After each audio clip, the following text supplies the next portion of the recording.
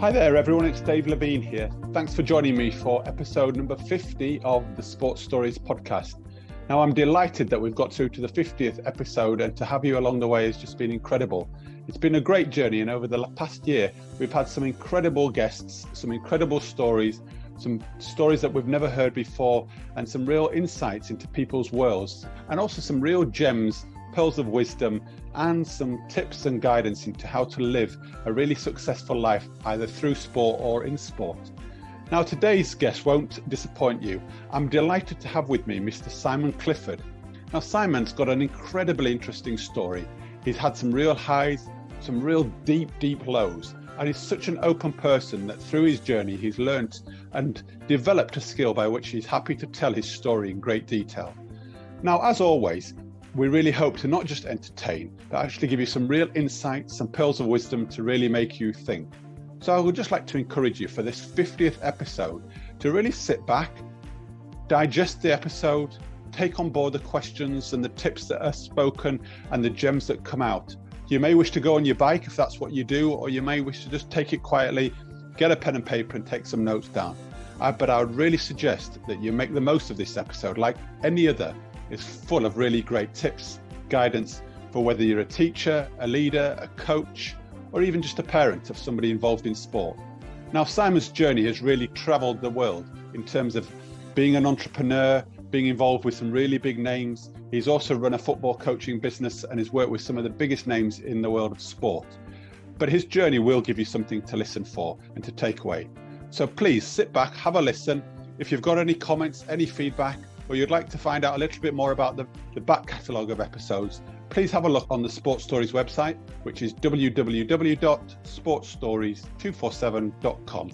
And always, please let me know any successes that you have or any challenges that you're still facing, and we can look to move on in Series 6 of the Sports Stories podcast with some more great guests and also with some more insights and guidance for you, the listener.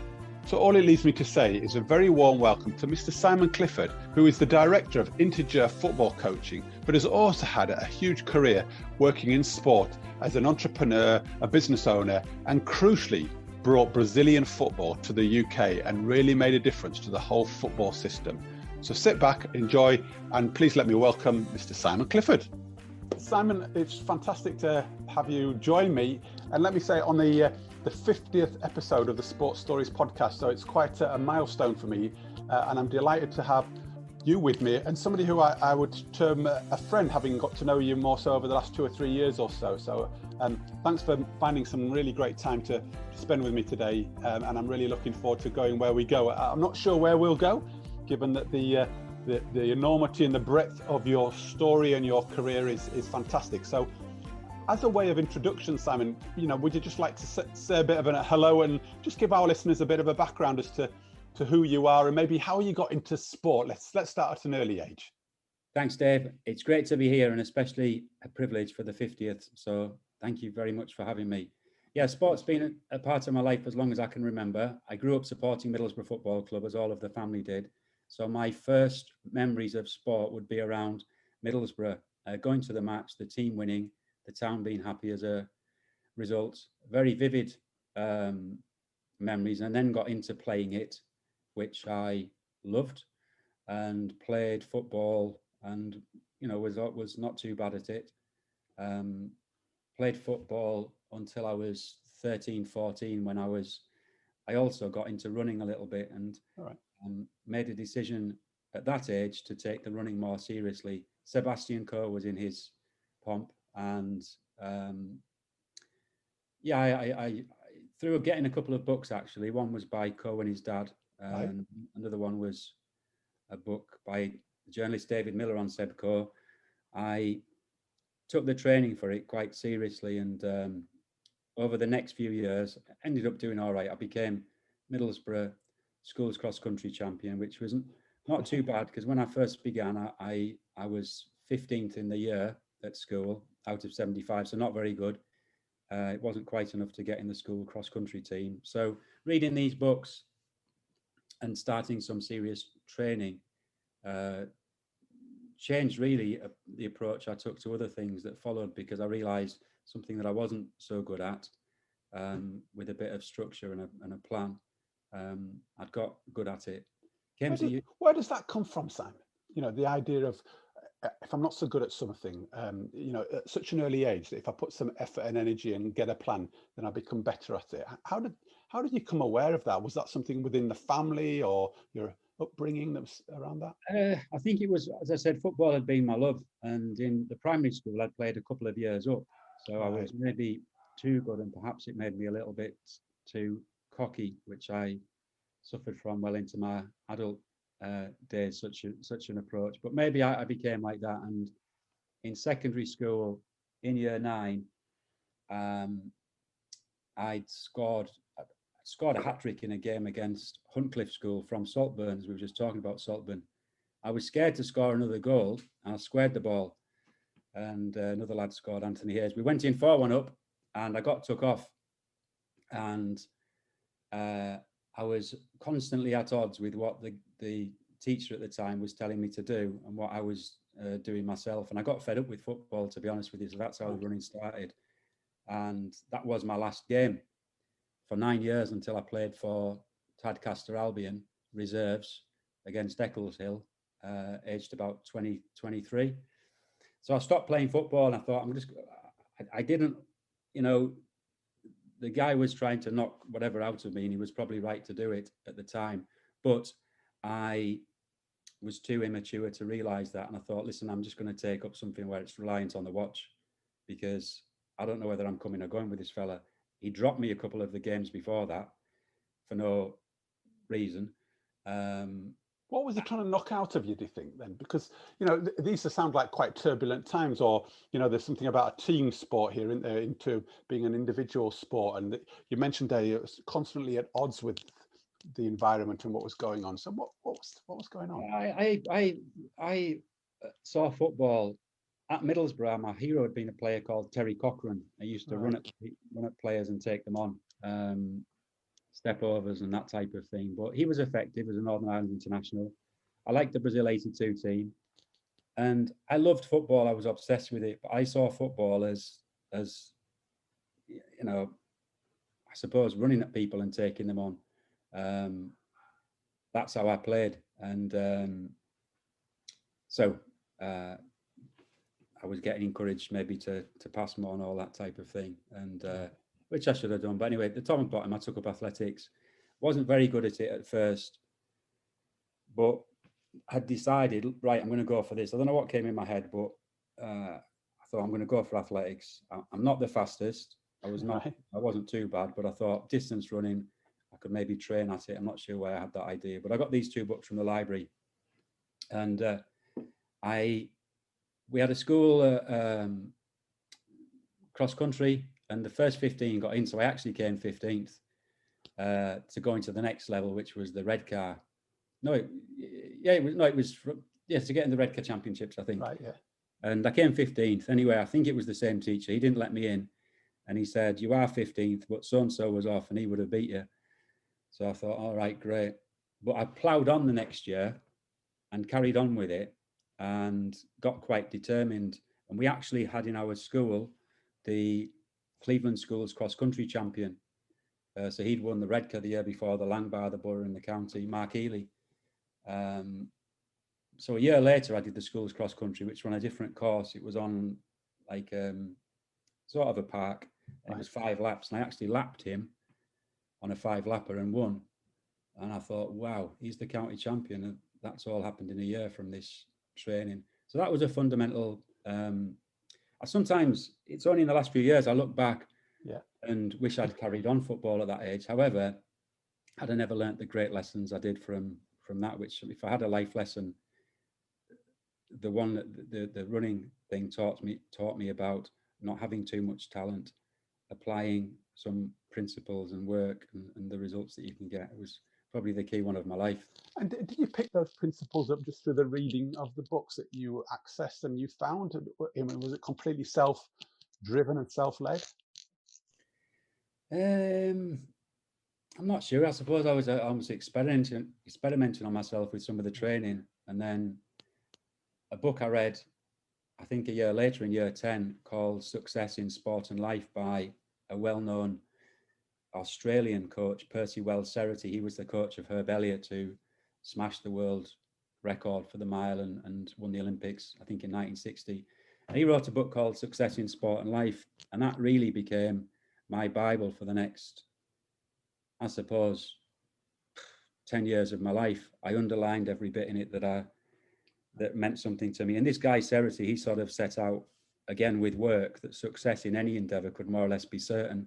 So it was a bit, he talked about the Stoics, and he actually had a philosophy for his athletes. He called them Stoetans, which was a cross between being a Spartan and not requiring much material in the world, and being stoic and approaching success and failure with that sort of mindset to not get too attached to either. So all of his stuff had an influence on me as well, yeah.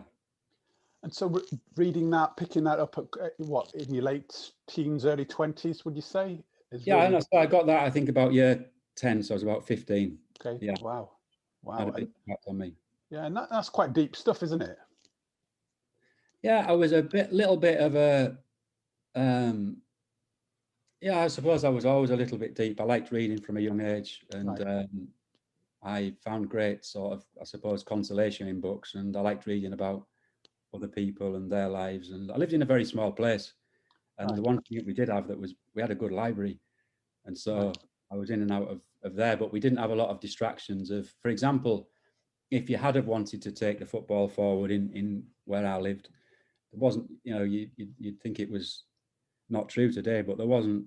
We didn't have any football teams, right. Other than the school one. There wasn't anything. People didn't run them. There was an adult team. We were 15 miles from Whitby and 17 miles from Middlesbrough, in a bit of a backwater. Wow. So what you paint a lovely picture there of, you know, you growing up as a young lad, hey, and actually being quite average at sport, but then really with your passion and your interest and your those kind of that desire really to just improve, took things forward. Yeah, which I enjoyed. I enjoyed the process of all of that. Yeah.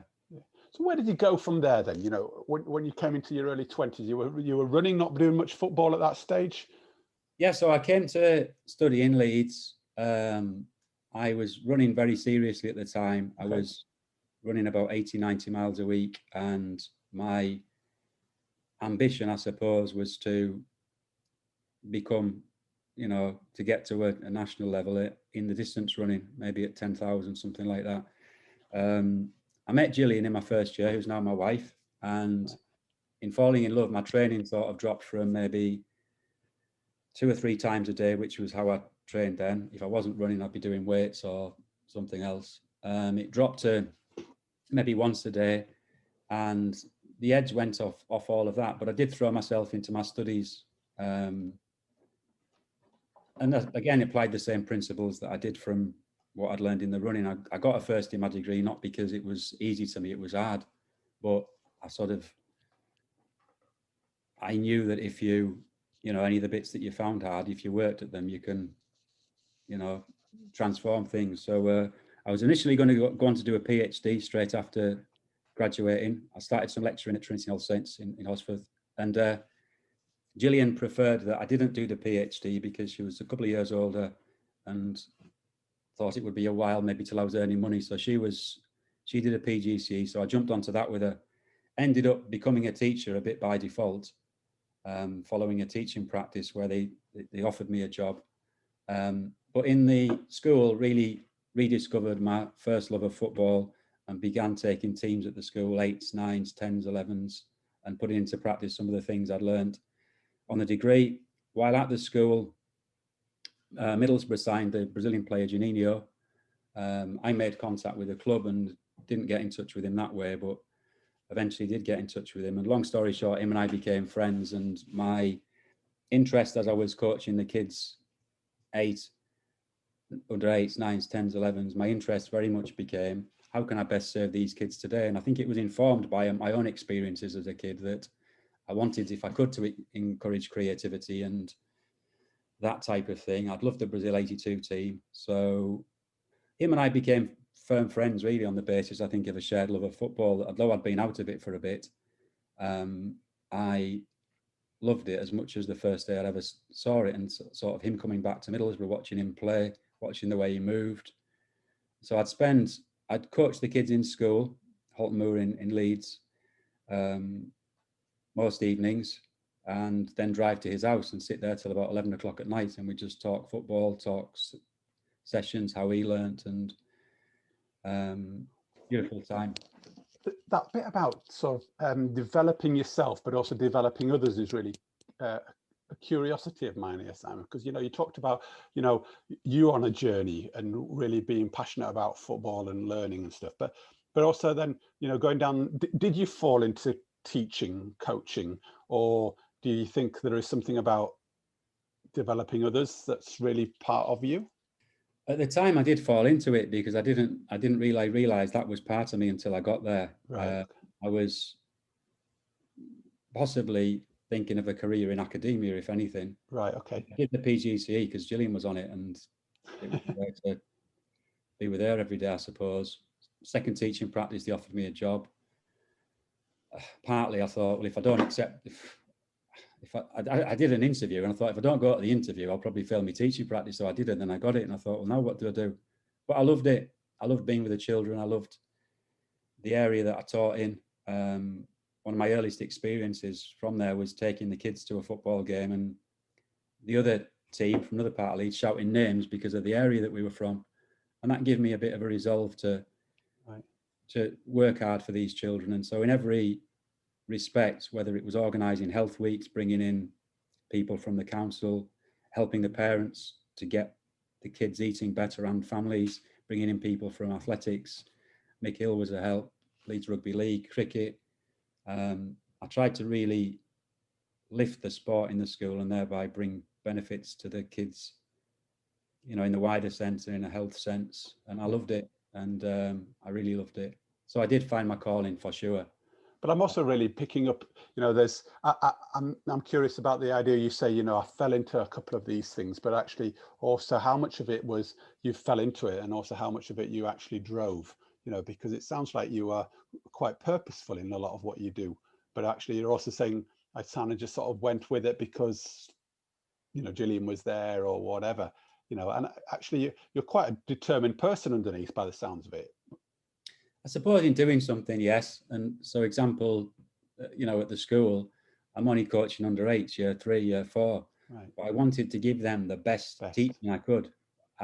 You know, in whatever it was, if there was a way to read better, I wanted to know what it was to teach reading.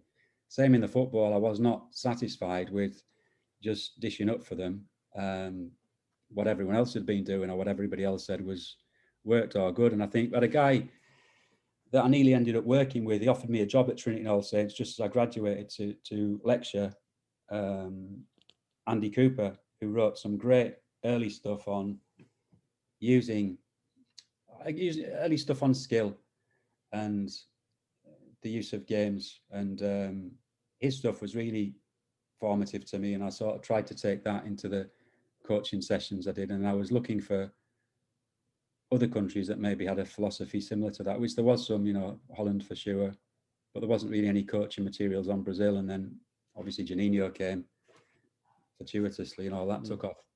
And I pick up there, Simon, also about the idea that you were born and brought up in quite a small area. You know, you said there wasn't a lot going on and it gave you time to really focus on your reading and doing what you did. But yet, you know, in terms of becoming the best you can be, you know, there's something like a thread here coming out, isn't there, in terms of everything you wanted to do was to be the best at it, whatever it is.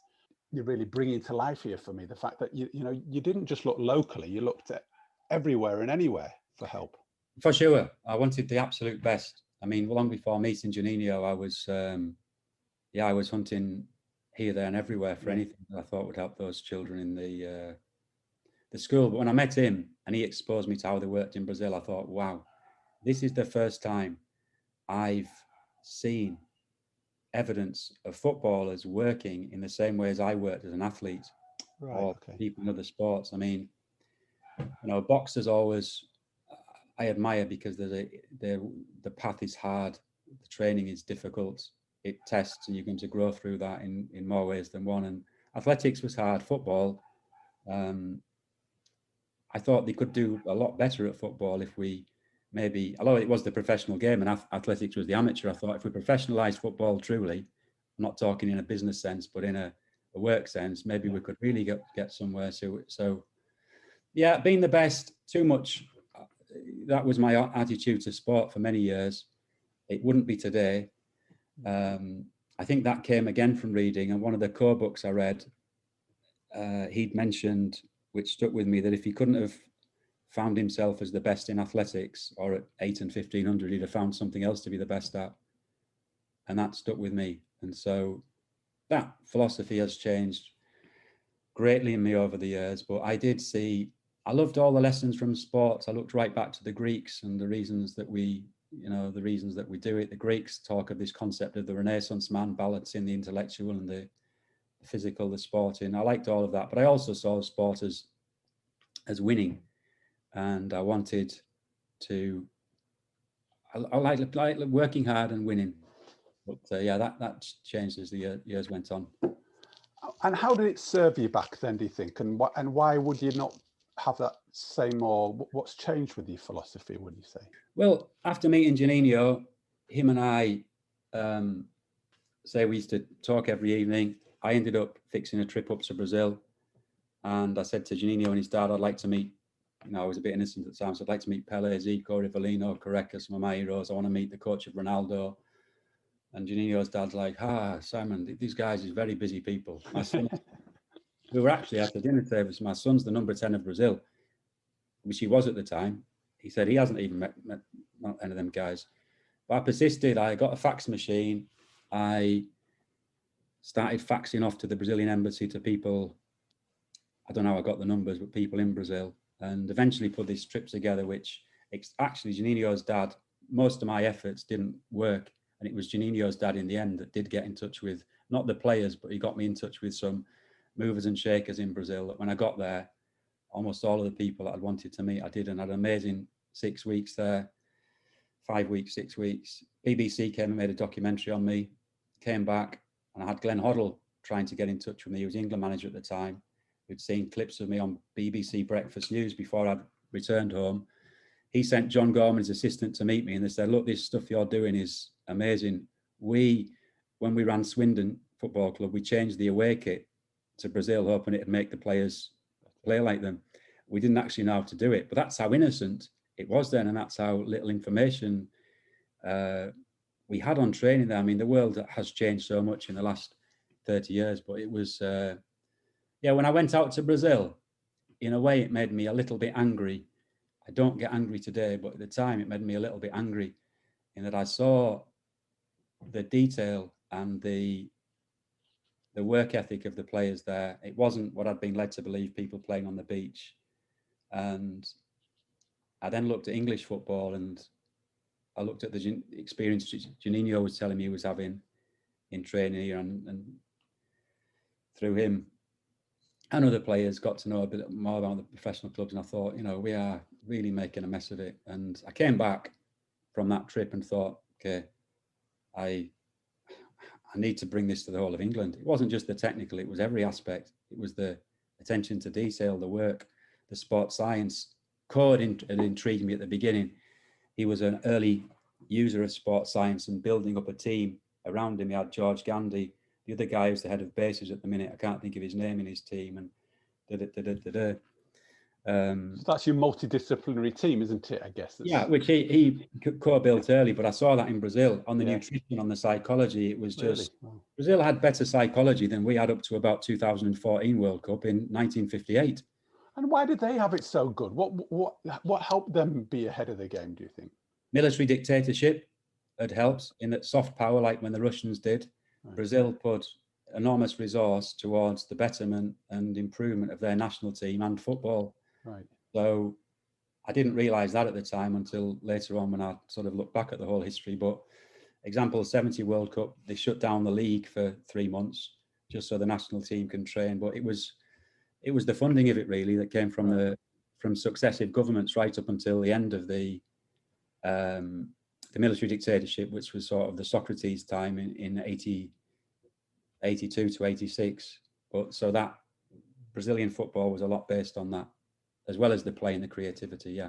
But them two things merged together, the sports science was a pretty good mix. What a fabulous experience. And Sam, bringing it back to you, what did you learn about yourself at that stage of your career and your life? Going out there and doing something like that. Can you pull out anything? What really resonated, and did you find out about you through that?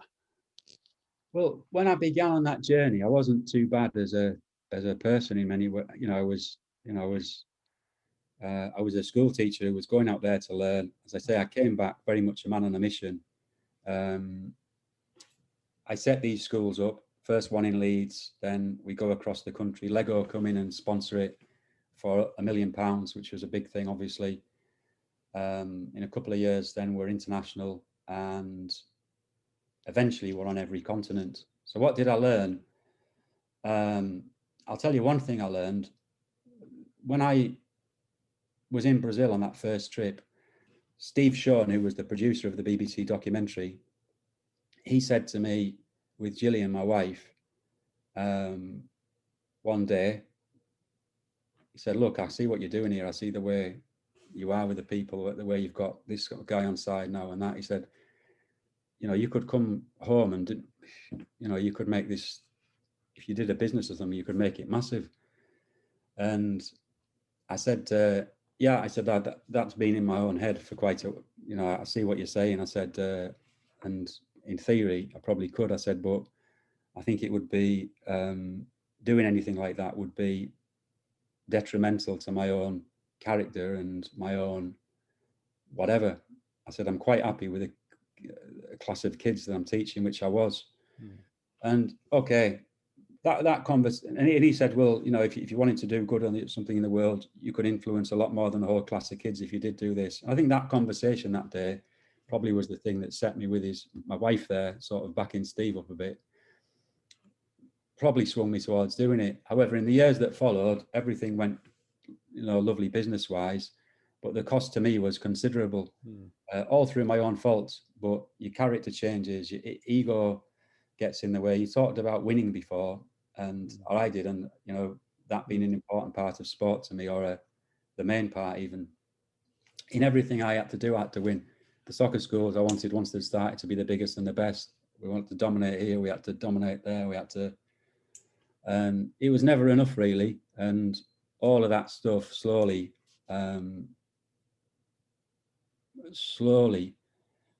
brought me down. And I think I was aware of it probably even before it started. And for all the money you can get, or all the this and that, none of it is actually any good if you're not happy with yourself. And so, yeah, such lessons from that whole thing. I mean, I ended up starting a preschool program as well called Soccer Tots, which again ended up international.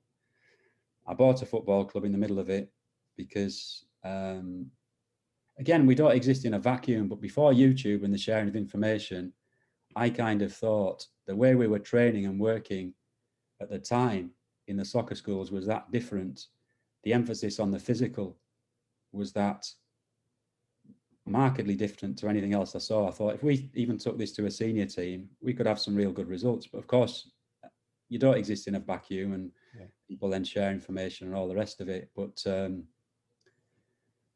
bought the football club as well. But then Sir Clive Woodward approached me, and he asked me to come as his sort of partner to Southampton Football Club, which, had I known that, I probably wouldn't have bought the football club that I just bought. So yeah, I ended up going on a little sort of mini adventure with him there. Wow. There's so much going on here, isn't there? Or was going on, it seemed. It sounds such a busy, but why were you doing all this? What was your why, do you think, underneath all of this?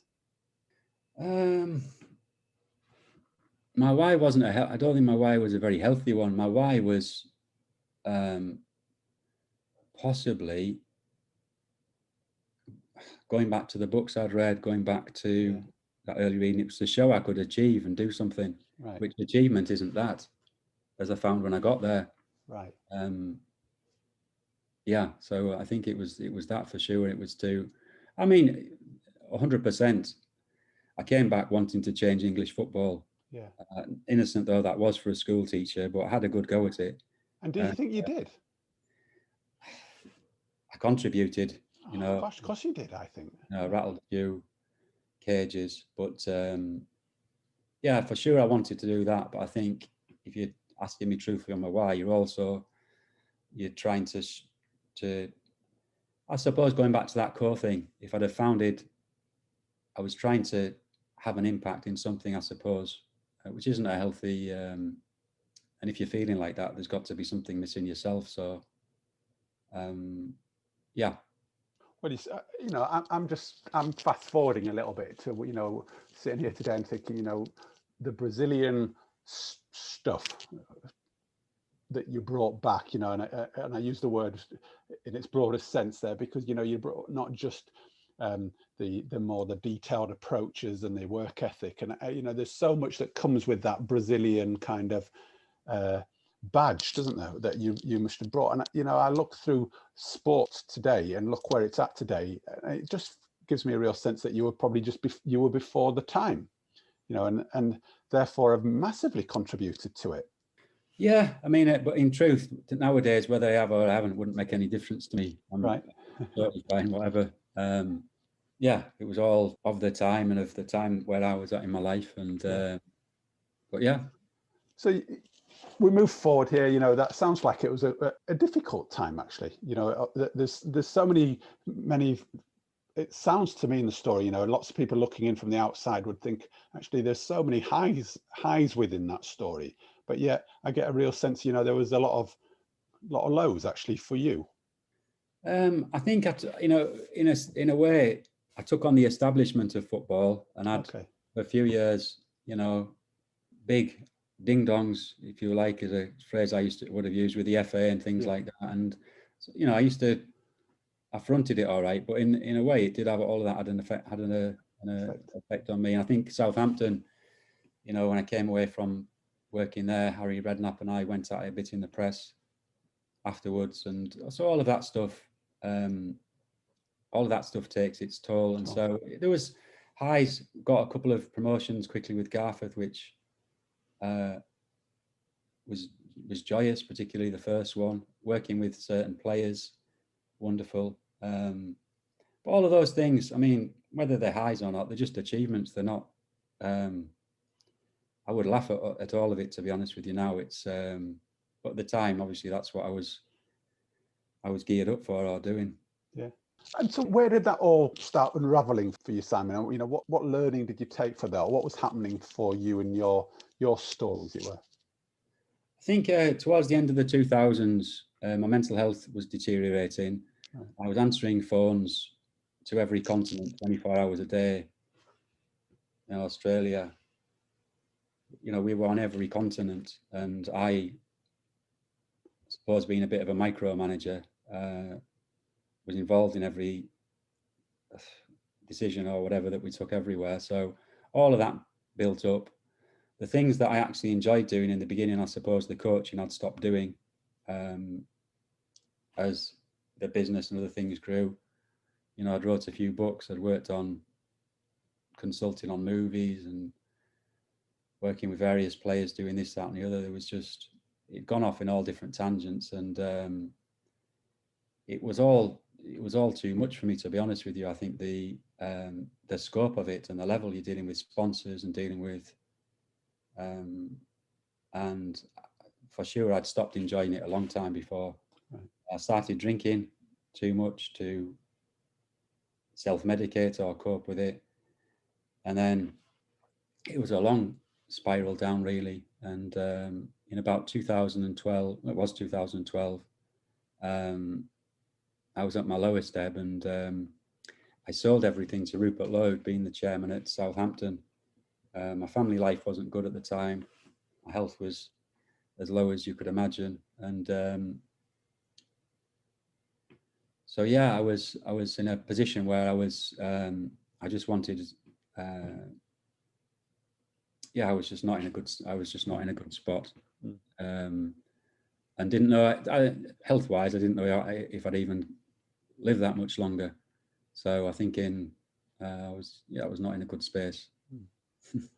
But then began to sort of move on from that, didn't you, and start coming back, I guess, from the I wouldn't have selling of. really, in a sane mind, I wouldn't have really wanted to sell it all and everything like that. Right. But at the time, I didn't think I would.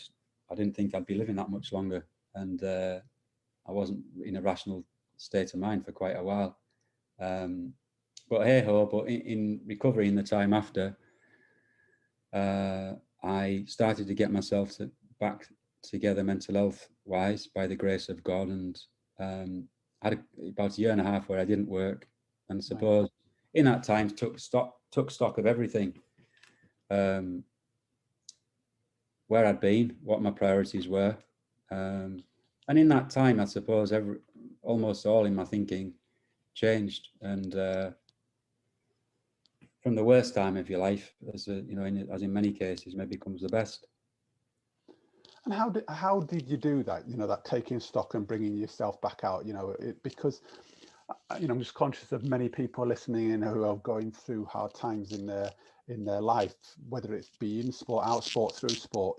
These are common kind of situations, and I know you're different to everybody else. But what kind of approaches and strategies did you take to help you move through? I suppose taking help and listening to other people, which I hadn't been particularly good at before. I think the more I got successful in certain things, the less I listened. Right. And ego very much became my enemy. And I suppose 2012-13, I was totally at ground zero. And so there's nothing to do but listen to people, because whatever you've had as your way of thinking hasn't worked. And so I suppose getting a mentor in certain areas and doing work around developing yourself and rebuilding yourself. But my dad would say, you were at ground zero then, and I was. And I almost saw anything that I'd done or thought before as more or less useless. And took responsibility that my own thinking and actions had got me to the position and state I was in, which was important. And so my initial feelings were just to live, really, and to see if I could get my mental health back together and to work on that, because without it, everything else was pointless. So to that, then my family life and the work stuff returned very slowly after that, and isn't even a priority today, to be honest with you. So yeah, I mean, what's that now, 8 years ago, something like that. And I've had the happiest and best 8 years of my life in every respect. And I suppose only in my own case, the journey I went on to where I've got today was necessary to, I suppose, come out this way as I have. And thanks be to God for that. And, my faith was a big thing. I'm a spiritual person, and I don't think I could have solved any of these problems. Well, I couldn't have without the grace of God. So I thank Him for it every day.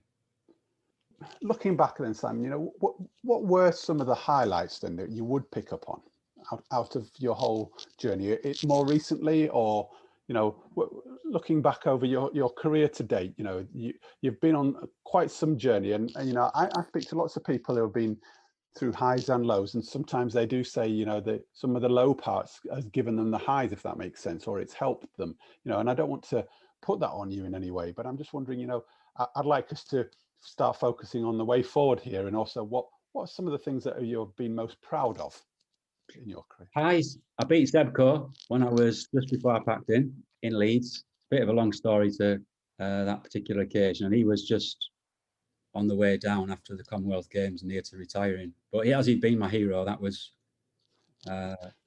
something, over 1,000 meters. Well, it relates to sport, but I think pushing myself, and there was times in my degree when I got the most appalling marks. Right. And I was doing my best at times. I suppose doing well in my degree, again, putting in the work, it was obviously a sport degree. That was a high moment. Taking kids from Leeds, the first kids that I coached in the school, I took 53 of them and their parents out to Brazil on a trip in 1998, because I wanted them to experience what I had. I'm not sure looking back how I, had the guts to do it or how we did it. But yeah, that was one fantastic from Halton Moor and Gipton area in the main. I suppose, lots of happy moments.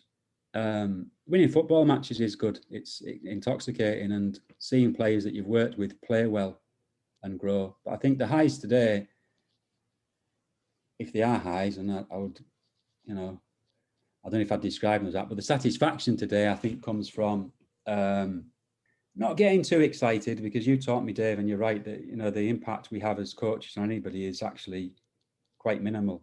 And we are part of I can't remember the word you used to describe it, but we're part of a chain of, chain of events nearly, isn't it? Or a big ecosystem, I guess, isn't it? Yeah, you had a great phrase for how we all play this role with any athlete or anyone. The coaching chain kind of idea. Coaching chain. But I think, little things that you get from that can make you happy. And I do love the big thing I enjoy today is continuing to work on myself, my own learning and study, and helping other people, encouraging them with their learning, whether that's football or something else. And, sometimes seeing them change as a result and thinking, well, I've maybe had a little bit nudging that in that direction. That's worth its weight in gold to be able to do that. But I do pray on a morning and ask not to get too excited about anything. And I used to spend my life either up here with things going well, or if they weren't going well, I've been pretty much in the middle of the last 7-8 years, and long may it continue. And I prefer to live here like this, rather than the extremes. You keep anything to do with either of them. I had a couple of opportunities to work in clubs again, not at a big level, but the lower leagues. And I thought about one of them, which, but I don't want to all that sort of the highs and lows of winning. It doesn't appeal to me, like in the match sense. What's your view of where the sporting landscape is at then, Simon? Given the journey you've been on and where we're at now culturally around, winning and success and the trappings that go around it, because even since the times when you started off with the Brazilian stuff and brought, Danilo was over here doing everything, even the sport world's changed from then. Wow. Yeah. What's your view now? I think if possible, if we can, and it's harder for the younger people because they haven't seen it, but we need to remember what the game, well, if you take football, what it is. And it's, I suppose, my personal philosophy. I think football's a game for fun, like most sports, and to enjoy it isn't. And to win as part of that. But, football has its roots in this country in working class communities in the main, coming out of church halls and sort of working men's clubs and things like that. And I think young children can obviously don't know about any of that. And so the business side of it is, in some ways, some of it's, there's a lot of good come from it. We've had wonderful academies built and things like that. But we can lose the essence, I think, of the sport itself and of the history and traditions of the sport. And that's maybe why you got some of this reaction to the Super League stuff. And I think in that point, one thing I'm quite keen to do, even if I got to do it a bit later in my life, should I live that long, would be to get maybe working class communities or people in them to engage with them a little bit more if there was something small I could do in that area, because I think we're pulling the game more and more away from those communities.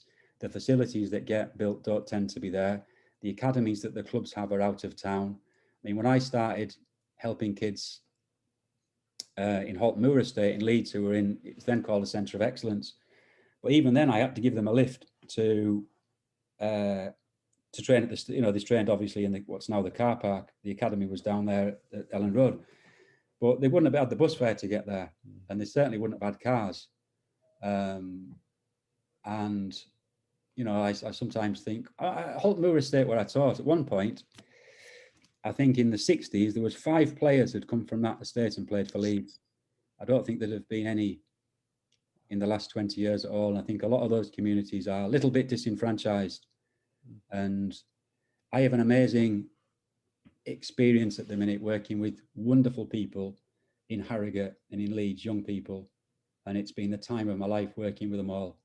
But I am mindful for later in my life, I think, to just see if there's anything I could do towards engaging with some of those children in areas that have not got as much provision, and people aren't maybe accessing them. Yeah. There's something about the teacher in you here, isn't there, or the coach, the developer of others, seems to really be sort of boiling to the top, as it were. Yeah, well, I'm a pupil myself. You are one of my mentors, Dave, and I've got a few like that in my life. And I think the learning experience I love, whether I'm learning myself, or whether I'm able to pass on. It's I couldn't even put into words. I think the pleasure to get from that. The passion for football was back maybe after a year and a half or so after stopping. And initially, I think I blamed football for some of my problems, or this has happened and that's happened. And if I'd have not started those schools, or my problems were all of my own making. And football's, it is, as Pelly said, I think it is the beautiful game. And so if I went back and had to give myself advice as a young man coming into sport, it would be to stick in sport. At times, after my experience in Southampton, and I think after I'd built those schools to where they got, a little bit, as well as going downhill mentally and all the rest of it, a little bit I was bored as well. And I think I started to think to myself, well, this is just football. I'd like to get into working in other areas, maybe politics or helping people in this and that. There's enough in sport to stick with for a lifetime, and it can bring you so many great relationships with people, and almost every life lesson you can get out of sport. So sport's amazing. Well, and you play to the kind of the principle of sports stories in the podcast, and the direction we're going here, as you well know, in terms of actually sports such a powerful vehicle, isn't it? It's the story or the metaphor or the principles are not just relevant, are they, in sport, it seems. And I'm just hearing that kind of fallout of your story here, where maybe it was all about success early days, but I think this is so much more about actually the benefit and the greater principles and life lessons, and I'm just hearing that we're developing people here now, aren't we? Not just young footballers, by the sound of it. That's right. And the whole process, and so going back to the winning thing, my early days, I wanted to win, and to sort of, in winning, beat other people. I don't see it as that now. I think even in making suggestions to young players, enjoy the journey wherever that takes you. Right. Maximize all that you can yourself. Look at where this journey can help you, as it did with me, teaching me lessons for other things. But pick up all these lessons. Take the harder route. Don't cut corners. Take the longer route, because you'll learn more. Embrace all the failures, and because they're not really that, are they? No. So it's that. I mean, wherever we're all heading, whatever our ambitions or goals are, whether we get there or not is obviously completely immaterial. When you look at it, it is the journey and the process every day. And that, I think, links to happiness and to fulfillment, and to just making the best that you can of yourself. And if that makes you, win something, then great, because it might. But there's, so many factors involved in success. It may not also, but see that you're learning plenty that can help you in your life as well. And the word that comes to my mind, it's linked back to a previous podcast guest I had on, Kath Bishop, who wrote a book called The Long Win. And, there are different measures of winning, I guess, aren't there? Yes, depends on how you term them. Yeah. You said to me yourself a couple of years ago, success, you've been successful now, which I've got to realise and feel it. But success to me previously used to be, to achieve that, you have to win this, or you have to, and I'm at the other end of the spectrum to that today. And but yeah, however long this life takes us, to just keep learning. I would say that to anybody: keep learning. Learning is just wonderful and amazing. And even if you're in your own little space, doing it. And if I don't know, there's nobody to mentor you or teach you. And we've got such a one thing now with the internet and YouTube. Anybody can learn. You know, I've been out in Africa with kids we had in the soccer school there. Most of them, a lot of them have got phones, even in the poor townships. And but learning is just, yeah, I think learning's, for me anyway, learning's really linked to happiness. I think if you stop learning, you're in, for lots of reasons, you're in trouble. But I think one of them is you'll not enjoy the day as much. You picked upon a question that I was going to ask you, actually, in terms of that advice to maybe a younger version or somebody coming through, which you've kind of articulated there. I also see you, though, as that, somebody that's not just been a coach and a developer of other people, but as an entrepreneur, somebody that picked up an idea and has really driven it forward. And many of the listeners to the podcast are also either small business owners or entrepreneurs or leaders. And what sort of guidance or tips, or would you say anything to those kind of people for them in their part of their journey based on your story?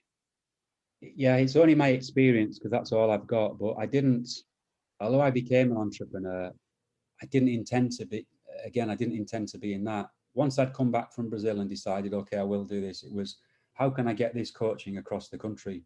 How can I get people working hard, working this way, more focus on the ball, more creative, more imaginative? And it was suggested to me to do a franchise with that, and which I suppose I'd heard of the word, I didn't really know what one was. So that led me into that. And I suppose being a businessman, and obviously in some, in the businesses I was quite successful. But I was passionate, I suppose.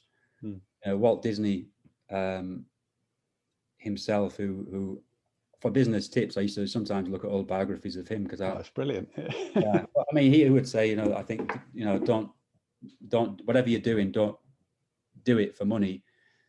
Suppose if you're going to make a business and have to learn a livelihood, make sure it's what you love and it's what you're passionate about. And so that's what I did with those. Yeah. And that came the business success came as a result of that. And the proof is in the pudding, isn't there? Something about, if I follow my purpose and my passion there, then actually it'll drive through. You have to watch other things. It's not just as simple as that by the sound of it, but it was a guiding light for you. Yeah. And the others, well, for me anyway, the other stuff I learned as I went. If I had my time again, I would get mentors around me, business wise, and various people to try and keep me in check or in good order and all the rest of it. But yeah, I learned the business stuff really as I went. And if I'd have had, I mean, there's one or two people tried. If I'd have had people there trying to help me and talk to me, I possibly wouldn't have listened.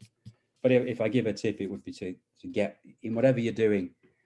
I didn't at one point used to value experience enough, especially when I was younger. But get older, more experienced people around you that you can listen to, particularly people who don't say what you want them to say and that challenge you. So yeah, it's a big thing for me today. That. Well, I'm going to pick up on your desire to help people. It's thread through this, I think, because you've really shared obviously many highs and lows, and I can really hear it in your story. But for me, there is something that's really falling out here, is your desire to benefit others, both yourself and others. And you mentioned there quite solidly about learning. A few quick fire questions. Yeah. To help other people. What books then, or resources? You've mentioned a few books already, and you're clearly a well-read person that really values that and enjoys that. Are there 2 or 3 books that you would recommend to the listeners that would say, actually, this might really help you on your journey, or have a look at this because it's interesting? Yeah.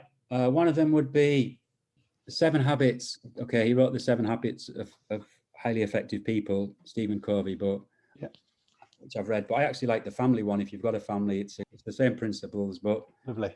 If you're living in a family, it's important to work to improve that. So 7 Habits of Highly Effective Families. I think The Laws of Success, which is a book maybe from the 1930s. It's maybe 900 pages, but by a guy called Napoleon Hill. And another one, I would have said as a third book, I would have said the Percy Wells Charity Success in Sport and Life, which I've mentioned only because Yeah. It's part philosophy, it's obviously a very ambitious title, Success in Sport and Life. Yeah.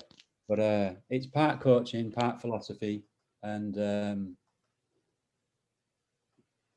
yeah, I would recommend. In fact, you know what? For years you couldn't get it. I've still got the first copy I had, but that has actually been reprinted. So maybe those three. And do you know what? And that book, for me, just in the way that you've talked about it, I think probably is more relevant now than ever, actually, just because of the philosophical approach. And I think us really understanding our purpose and now why are we doing what we're doing, and being such a driving force and understanding the philosophy behind why we do what we do is really important. I think more so than ever now. Yeah, there was a lot of why in that book. Yeah, so maybe those three. Lovely. The Bible as well. I should have said that first, for sure. Yeah. Brilliant stuff. Moving on, you've also given me a real great sense of being purposeful in what you do, and you talked a little bit around actually the principles you brought back from Brazil is around sort of work ethic and also attention to detail, really, and planning. How do you, on a kind of a daily basis, prepare yourself to perform at your best, both sort of physically and mentally? Well, I possibly over prepare. I do prepare. At times in my life, I lost this habit. I remember before going to university to do my degree, I wrote an exercise book with about 20, 30 pages of how I thought I should be at university. About a week in, I had lost or threw away and didn't take any notice of, and I should have. So the latter part of my life, I've rediscovered a lot of that stuff in a positive way. So I meditate each day, I pray, and thank God for all that I'm alive and the amazing things that I have. I do take one day at a time, but I meditate and try to as well listen. And so many insights and thoughts and ideas, I think, come to you in meditation. It's been one of the best practices of my life, linked to journaling, which I've journaled. Used to journal in my teens in the running days, brief stuff, but journal more deeply the last 7-8 years as well. And when you say journaling, Simon, what do you mean by that for those that are listening in? Because I think I understand it, but can you give us a brief description? Yeah, mine is I review the day, the basics, look at what went well, look at what didn't, how I'd change what didn't, that which I'm grateful for. I look ahead to the next day, but also look at my emotional conduct. Have I been angry, selfish, some of those sort of things? Because I think it seems to me anyway, who did have, the time I struggled with my mental health in the 2000s, some of those little things, if you can get them every day, like resentment, things like that, if you can, get a handle on them when they're in the small, I think it doesn't become a big problem. So I try not to have too many of those emotions. So look at all of that every day, and then how I've been with other people, have I given my best to them? So my journal's quite detailed, but it's on that sort of stuff, and I do it every day. In addition to that, working on yourself, there's, you said how do I prepare? So that would be how I prepare for each day. But I do. There's a great quote from Jim Rohn. I don't know if you would call him a motivational speaker, but which I liked, which was spend more time working on yourself, which I do, than you do working, which I try to live by that. A nice quote there, but also, your approach, whether it works for other people, but there's versions of that, isn't there? But the principles of actually noticing what's going on for you, both past and future, is actually really important and actually is really helpful. Yeah, I spend a lot of my time writing, even if it's not in the formal journal process, whether it could be to do with nutrition, it could be something I've just spotted and I think I can take that into the training. I keep these books where I tend to write everything down. And sorry, the other way I prepare is I do a plan for the day, which, we've got 24 hours in a day. If you can spend 15 minutes of it planning, it's not too much. It's 100th of the day, isn't it? But I find the day goes a lot better with that, while also allowing for the, the grey, which you taught me not to be too black and white, that, things can change and all the rest of it. But I find a plan a big help. Yeah. In fact, you know what? I heard a quote from, it was actually, I think, from that Napoleon Hill who wrote The Laws of Success. And I think he quoted a guy called Albert Hubbard. No, sorry, that was a self-discipline quote. I'll give you a quote on self-discipline anyway, which I like. Go on, I like it. Yeah, go for it. Self-discipline is the ability to make yourself do what you should do, when you should do it, whether you feel like it or not, which is a nice quote for self-discipline. Yeah. The ability to make yourself do what you should do, when you should do it, whether you feel like it or not. And I have linked to that something I got, I think, from Napoleon Hill, who cites this guy who once, years and years ago, met James Pierpont Morgan, JP Morgan, the founder of that banking dynasty. Yeah. And he said to JP Morgan, the other guy must have been a rich guy, and he said to him, I'd do anything if you told me how you've been successful, or you spent time with me, or this, and this. And he said, I could give it to you. I don't know if the story is true, but I think it was along the lines, he made this other rich guy pay or put forward Brilliant. $25,000 right, to be taught this way. And in the end, it was just a piece of paper that he gave him. Right. I think the guy gave the $25,000 to charity, but the paper, we opened it up, it had two things. It said the secret to success. One, make a list each day of the things that must be done. Yeah. Number two, do the things on that list. Do them, yeah. I think there's something in that as well. There's a simplicity in there, isn't there? Very simple, but they've helped me. Yeah, no, well, but I think there's also a real depth, isn't there, to those what's on that list, and also what it brings to us to do them. Meditating, thinking that list through. Yeah. Does that list align with your values, with your goals, where you want to be? Yeah. But if you can get to the end of each day and you've done the things on that list, it's a pretty good day. And over time, the difference in where that can take you. Wow. Amazing. I've got two more quick questions. You've also mentioned a number of people along your story who have come in and out and have been impactful. But who would you say are the one or two or possibly three people that have been around at really pivotal points in your journey? Yeah, my dad. He introduced me to sport, to Middlesbrough, to the football. He took me when I got the interest in the running. He began a running club in Loftus, which is still there. They've had international athletes, and he founded that with another wonderful guy called Peter Covey. But my dad still trains. My dad's 73. He's got a resting heart rate of 42. He takes a spinning class. And so I think an example for sport, and what I haven't always followed, my dad's kept doing it all his life. And he's possibly fitter now in his 70s than he's ever been. He ran marathons and that, but I don't know what he's doing a week, but it's into the 200 or 300 kilometers of spinning. Wow. Well, just the love of sport. So my dad, I think Clive Woodward, in working with him, like that first team course set up around him, the team behind the team. Haven't met anybody brain-wise, I don't think, like Clive in sport. It's a shame. Maybe it's not a shame because I don't know. I think he would still like to get to do football, but he would have really done something in football. He was way, way, way ahead of his time in many of his thoughts. I think a lot of the stuff we see even coming out from other people latterly, Dave Brailsford and some of his stuff, I think a lot of that had its genesis in Clive and what he did with the rugby, but far beyond that, Clive. And the other one, Janino, that would say to me very early on, he said to me, don't try and make footballers. It's not worth it. It's not,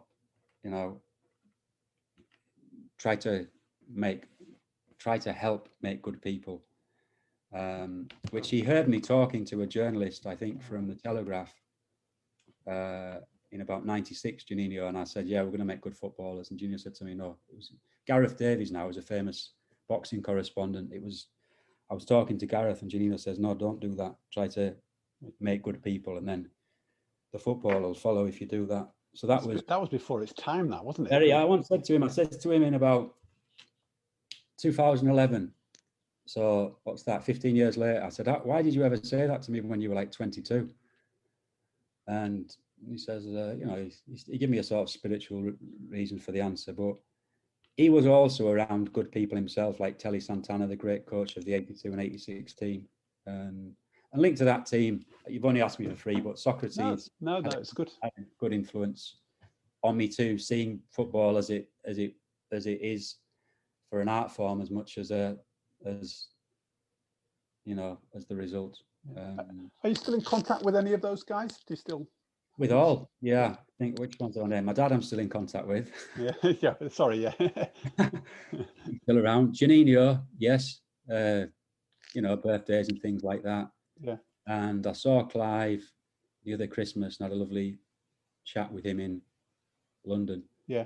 But also still learning from them, I guess, and them learning from you. Yeah, I don't see them guys that enough to say that. I think from what I picked up from Clive, I'd always be learning from him even without seeing him. And with Janino, similarly, I mean, if there's one or two things I don't go to Brazil anymore, but if I did, I'll be catching up with him. He's now involved with the national team. He's the sort of a bit like the assistant manager to there. It's called the technical coordinator. But learn off anyone that I can. Anyone and everyone. Anyone and everyone, definitely. Yeah. Good stuff. And probably, and it is my last question, I feel really humbled to have been part of your story and hearing it here today as well, and I know that you've been in some really low times, but also, you've, for me anyway, have made an amazing difference and really try to follow your passion, to maybe to your detriment at times, but also you've made a massive difference to the world of football, because at times we need people to come and challenge it. So, I feel blessed actually to be able to sit here and share this conversation with you. I also wonder though, you as a learner, who might you be curious to learn from? Whose sports story could we try and pick up on, or do you think would be of real excitement and interest to you? It's a good question, because I thought this question may come, and I suppose the difficulty is because I read that much. Yeah. Majority of the people, I probably, it's a difficult question. Well, let me ask it differently then. Who do you think our listeners would really love to hear? I think Clive Woodward. Right. %. Clive Woodward. Yeah. I never met anybody like him in sport. In fact, if I told you the truth, when he first wrote to me to meet me back in 2004, I didn't want to meet him because I was that much full of my own ego, that much in a hurry. I didn't think I had time to spend two guys with, and he'd won the Rugby World Cup the year before, but I'd read his book and made notes in his book, but I wasn't, I didn't really think I'd have time to meet him. And he wrote to me a couple more times, and eventually came up to Leeds. The first night sat with him, I thought, wow, these are the best conversations I've had in sport in my life. And then working with him, we did 9 months preparing for working at Southampton together beforehand. But I think all of that. So Clive, I never met anybody like him. I've met I don't know if there's a few, but of England managers, I'm trying to think if there's a few England managers. Probably there's not a few, but I've met some of the biggest people in football, certainly. And wow, yeah, I think Clive.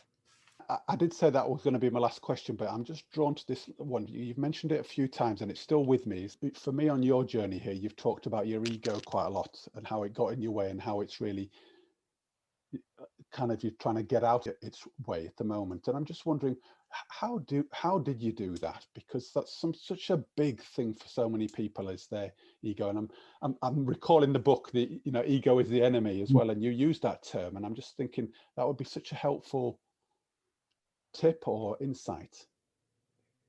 Yeah, well, that actual book, Ryan Holiday wrote it. I think he has the tattoo on his arm. I'm not into tattoos, so I wouldn't do that. So for me, it's just working on yourself. Is it right? Yeah. Continually, and self-awareness and reflection, and taking counsel of people around you as to how you're doing and how you're behaving. Having a mentor that challenges you and is willing to, I suppose, at times almost fall out with you, or I think it's all of that, those sort of checks. And you've been an enormous help to me, Dave, because I think when I began the sessions with you, it took me a long time to digest some of the things that you've said, and I processed them, and then they become a big part of my life too. So I think it's like the Jim Rohn quote: "It's the work on yourself and asking." I pray actually not to be too carried away by anything. Whatever happens today is not that important, if it's to the good or the bad. And back to the Percy Wells-Cerity days and my reading at 15, I should have took more notice of the Stoicism than I did in my early days. So yeah, keeping working on that. Well, Simon, look, we've given out so many gems in terms of quotes and books and philosophies and insights, and I think your thread of giving your journey and your story and your vulnerability actually to that, I think is a real credit to you. So thank you so much for taking the time and spending it. It's been a real privilege to me.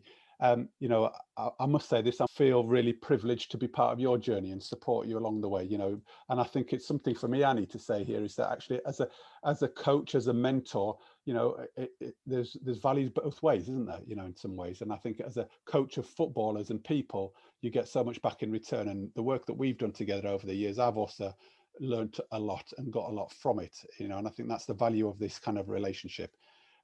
But thank you today for sharing your journey. Thank you for giving us your insights. Should people be interested in finding out a little bit more about what you're doing? I know you're running a football program at the moment, which is developing not just footballers but people. How might they find out a little bit more about your story or what you're doing going forward? Yeah, I suppose you could get me on Twitter. My address is Simon D. Clifford, and Integer's got a little website. It's integer.football. Yeah. Or via you, Dave, people could get in touch and email me, no problem. Yeah.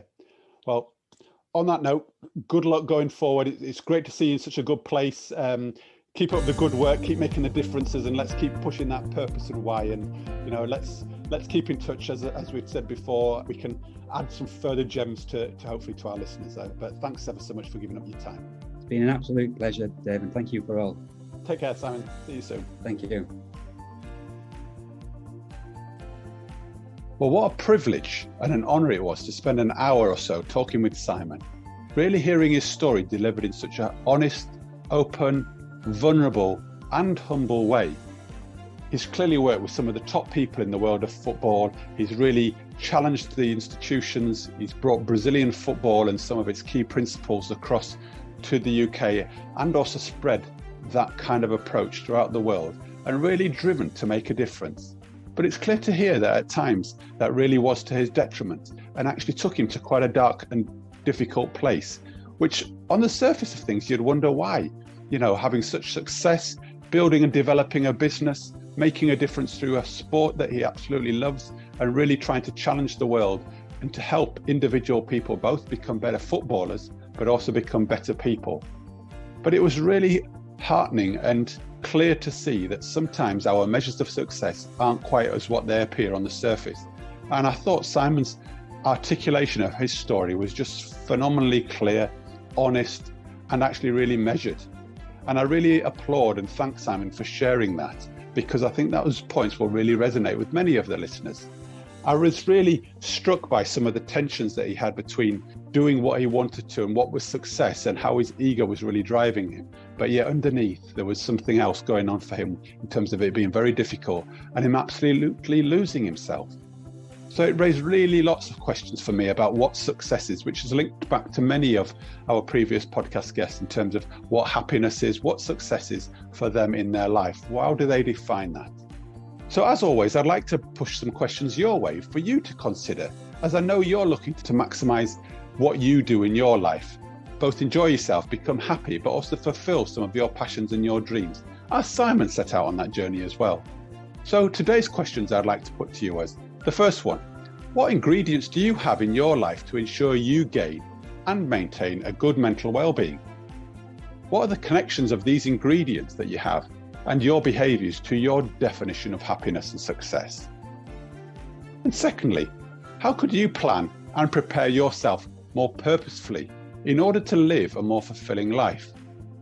Some of the principles Simon really talked about was being purposeful, to being planned, At times he said that was to his detriment, but getting the right balance and having that desire and system in place in which to really drive yourself forward and have a focus was something that came through really clear. And also his planning was also something that's really helped him become really happy today. And I really wish that upon you. So have a think about how these questions, how you can really plan and become a little bit more purposeful in what you do to help you. So as always, some big questions, I appreciate that, but without big questions, we're not going to take the steps forward. Please, once again, take the questions, take the reflections that you've got from today's episode, but also from what I've posed, and move them towards action. Take some small steps. You know, they often say, don't try and eat the elephant in one bite. Take some small steps, move forward, and gradually you might move towards the place you wish to be. So in order to do that, again, just reflecting a little bit on Simon's journey, he mentioned about getting some really good people around you, some experienced people around you, the value of having a sounding board. So when he was in his deepest place where he was struggling the most, he actually blocked a lot of people away. So I'll just suggest to you again, look for expertise, look for support, look for those sounding boards to really help and support you. And as an offer for that, the Sports Stories coaching and mentoring offer is there. So have a look on our website, which is www.sportsstories247. We offer 4 different coaching and mentoring approaches, ranging from a 3-month to a 12-month program. We can bespoke them. There's loads of sort of flexibility, but the core is the real principle of helping you manage yourself to become the very best you can be and maximize your impact, whether it be professionally or personally. In addition to that, though, there is also the online program, which is going really live as we speak. I've launched it 2 weeks ago, so it's absolutely out there. It's maximizing your coaching and leadership impact. Really, it's a program to help you maximize what you do, whether it's be a personal leadership or professional leadership, or conversely, how you use the skills of coaching and coaches to really help yourself and those around you, whether it again be at home or at work. So please have a look at the program there. Again, it's on the website, so take a look. And whilst on the website, again, please consider leaving some feedback. Tell us how you're getting on, some of the stories. We've heard some fabulous feedback throughout the series 5 here. And it's really great to hear some of the successes people are having, but also some of the challenges that they're still grappling with. Because life's not linear. It's not easy all the time. Sometimes we have obstacles, as Simon mentioned, and overcoming them sometimes lead to the successes we wish. So it's always good to hear where people are at and how we, as Sports Stories and some of the podcast guests and the mentoring pool that we have, can support you on your journey. So that really begins me to wrap up Series 5. It's been fantastic to have so many varied guests, some really great deep insights into people's lives and their stories. So I can't thank my guests enough for really opening up, sharing. I know that they've often enjoyed it. Some of them have found it quite difficult at times to become vulnerable and also to hear their own stories back. I know it sounds a bit strange, but often people wonder why people would want to listen. But for me, it's really driven through the principles of Sports Stories. The idea that we've all got a story and that we can all learn something from it is just plain to see. So thanks for listening in. Thanks for being part of my sports story and coming on the journey with me. As the listeners, it's about you. Without you, it wouldn't be the podcast that it is, and we wouldn't be able to build the Sports Stories brand as we are. So thanks once again. Series 6 will be coming down the line in a month or so, where we're looking to continue with some full-blown stories, but we're also going to change it up a little bit and bring some snapshots, some real deep dives into some real key themes and some key topics that are resonating both in the wider world, but also play out through sport. So once again, have a great time over the next couple of weeks. Please consider the website, look at the resources on there, go back, look over the back catalogue of guests, listen to them again. There's often something else in there, but most importantly, keep moving forward, keep doing what you're doing. And I really look forward to you joining me again, Dave Levine, on the Sports Stories podcast for Series 6 in about 6 weeks or so. So take care and bye for now.